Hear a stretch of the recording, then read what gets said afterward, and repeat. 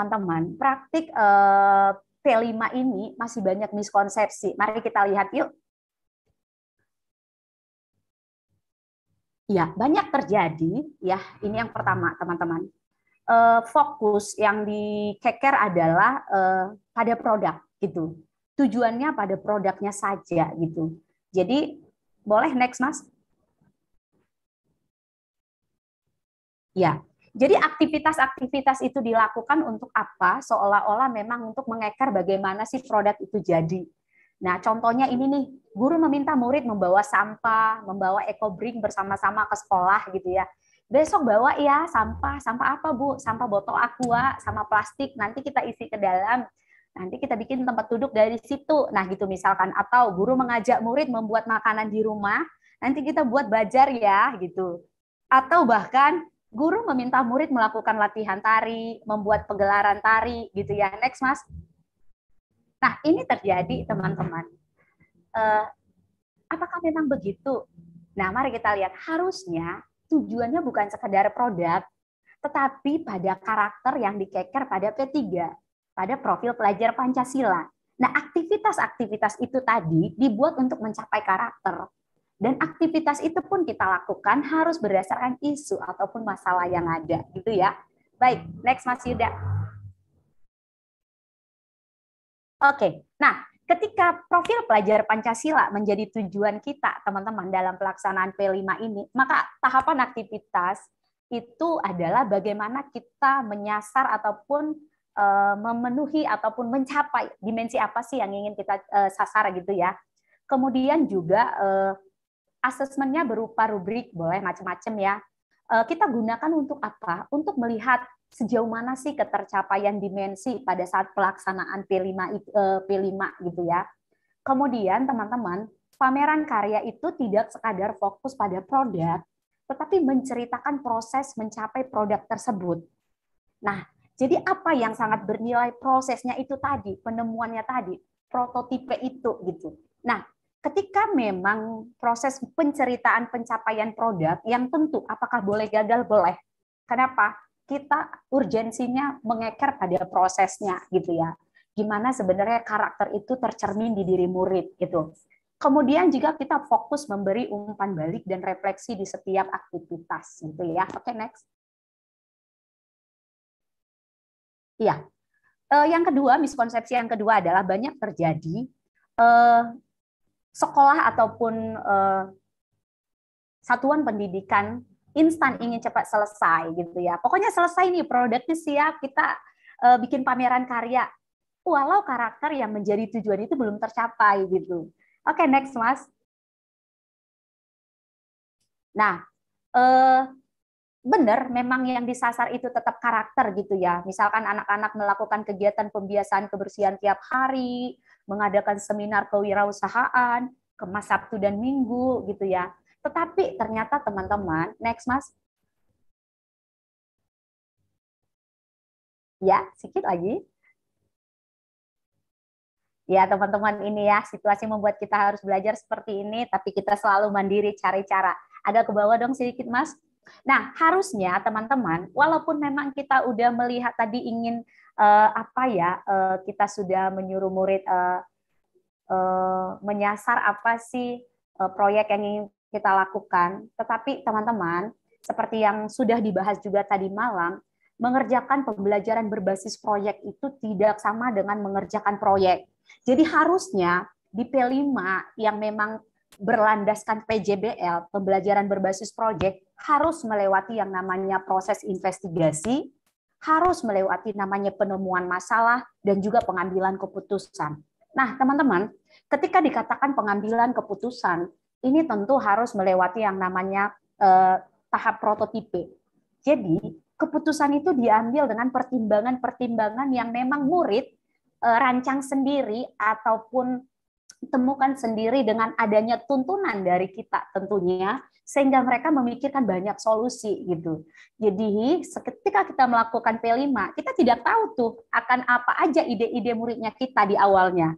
Seiring proses kita akan melihat itu gitu. Jadi yang paling urgent di dalam pelaksanaan P5 adalah harus melalui ataupun melewati proses investigasi. Jadi harus berdasarkan isu. Isu dikatakan ketika itu memang menimbulkan masalah dan harus ditemukan solusi. Itu dia. Oke, next, Mas. Banyak terjadi juga pembelajaran berbasis proyek ataupun P5 ini ya, P5 ya, proyek penguatan profil pelajar Pancasila ini digabungkan dengan pembelajaran intrakurikuler. Padahal di dalam kurikulum Merdeka kita mengenal 3 pembelajaran ya teman-teman. Yang pertama adalah intrakurikuler, ini muatan materi yang biasa kita bawa selama ini sesuai dengan mata pelajaran gitu ya. Nah, yang kedua adalah kokurikuler. Nah, kokurikuler ini teman-teman masuk dalam muatan jam. Jadi masuk ke dalam seperti intrakurikuler ada muatannya gitu. Nah, tapi namanya disebut dengan P5, Proyek Penguatan Profil Pelajar Pancasila. Jadi P5 itu terdiri di dalam kokurikuler. Dia berdiri sendiri gitu. Nah, satu lagi adalah ekstrakurikuler. Kalau ekstra itu kan tidak mengambil bagian jam pelajaran dan dilakukan juga di luar jam sekolah gitu ya. Nah, lanjut Mas. Nah, P5 itu tadi kan kita katakan harusnya terpisah dan dia mendapat jam itu muatannya 20-30% dari muatan JP-nya kita dalam 1 tahun. Ya, dia rentangnya itu per tahun gitu ya, dalam 1 tahun. Oke, next.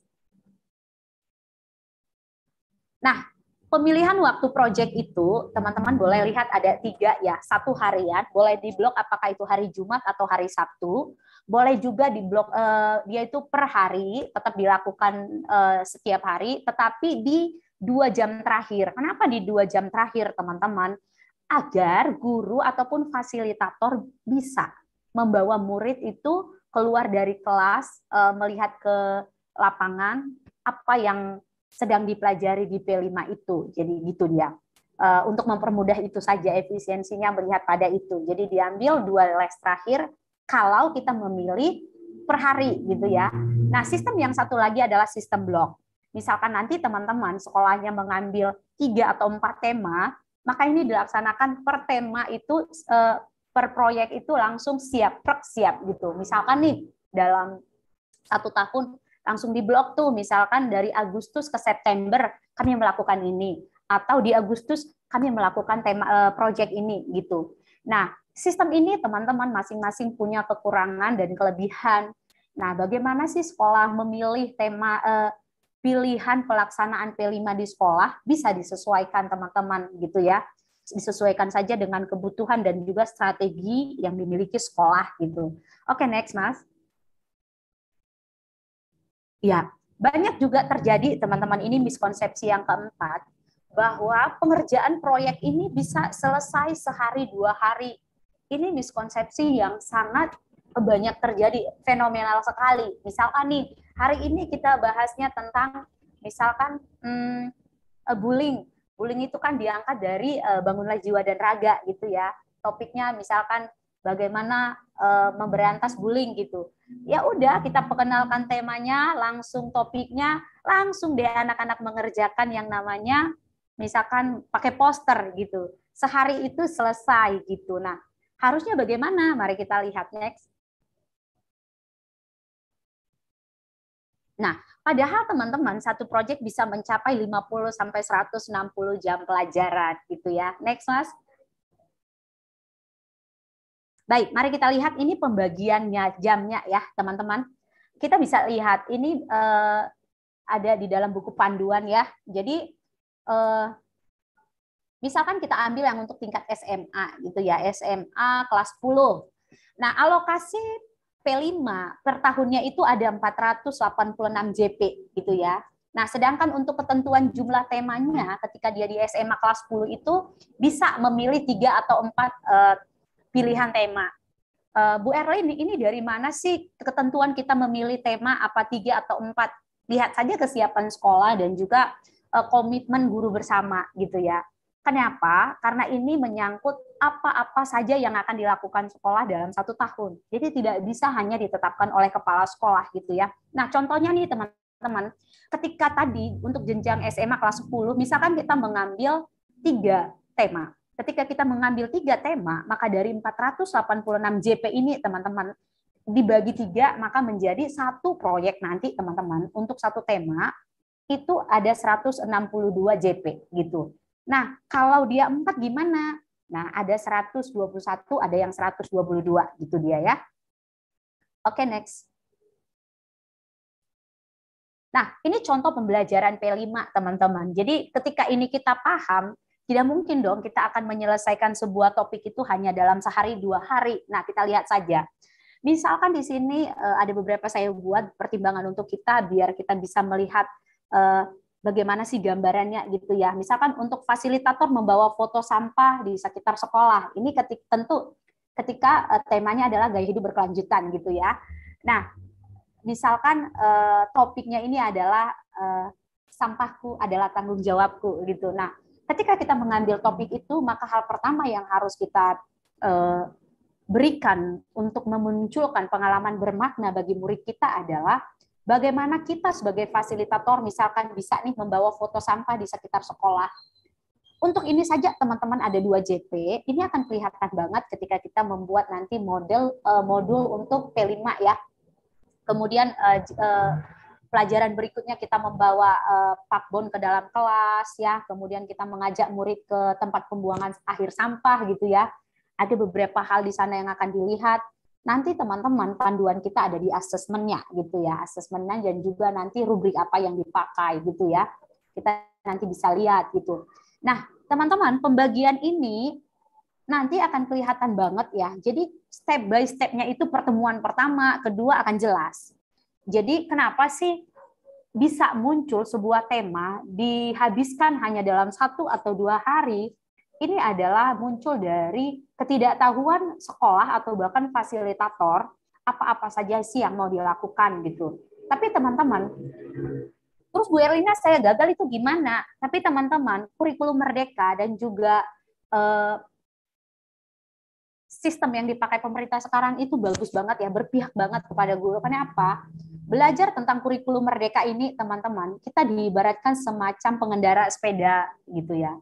Di awal kita belajar keseimbangan dulu, kita terjatuh, kita coba lagi, terakhir kita udah mulai tuh pandai gohead, terus kita belajar bagaimana memutar di tikungan, untuk akhirnya kita akan belajar bisa ataupun mumpuni mengendarai sepeda dengan sangat lihai gitu. Nah, ketika di awal kita gagal tidak apa-apa, tapi ingat teman-teman, pelaksanaan P5 ketika gagal di awal itu harus terus kita lakukan refleksi gitu. Kita akan berefleksi sampai akhirnya nanti kita semacam itu tadi, pengendara sepeda yang sudah lihai.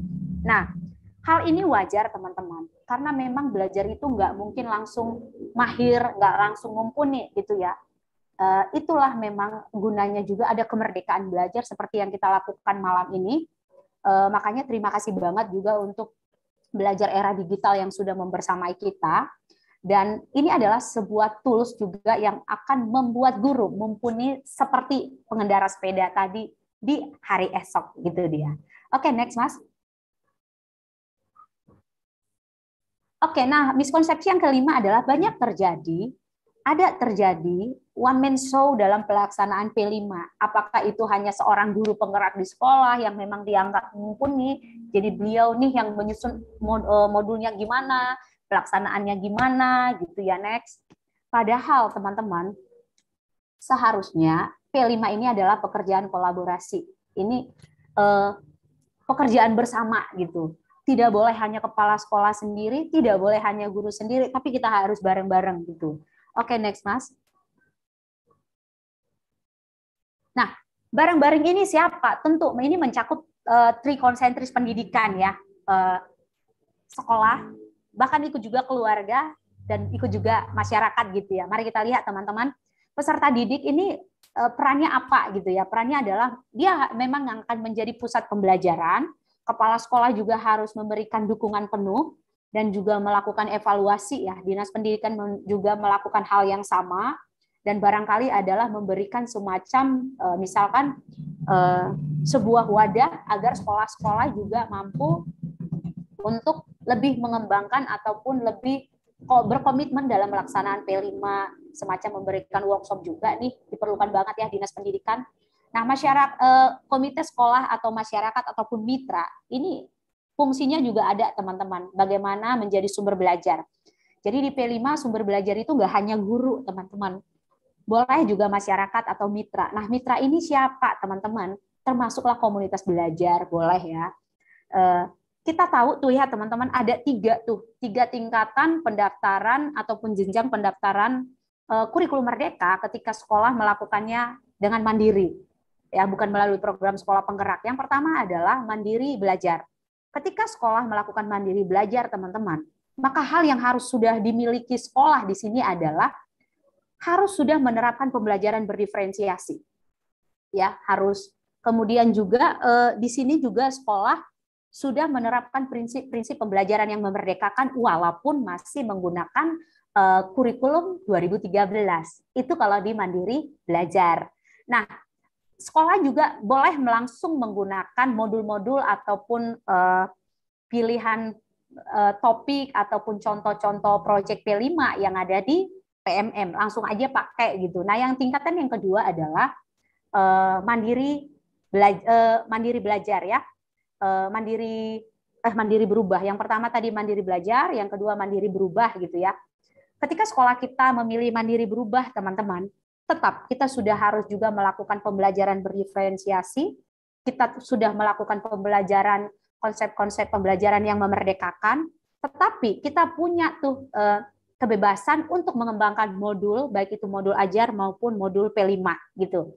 Tetapi ketika sekolah kita, teman-teman, sudah mendaftar dengan jenjang mandiri berbagi, maka nih tetap melakukan pembelajaran berdiferensiasi, konsep-konsep pendidikan yang memerdekakan, dan sekolah diharapkan sudah mengembangkan modul sendiri, baik modul ajar maupun modul P5. Dan satu lagi yang paling penting, ketika kita sudah mendaftar di mandiri berbagi, kita sudah harus punya mitra. Salah satu mitra itu adalah komunitas belajar. Nah, komunitas belajar ini siapa aja?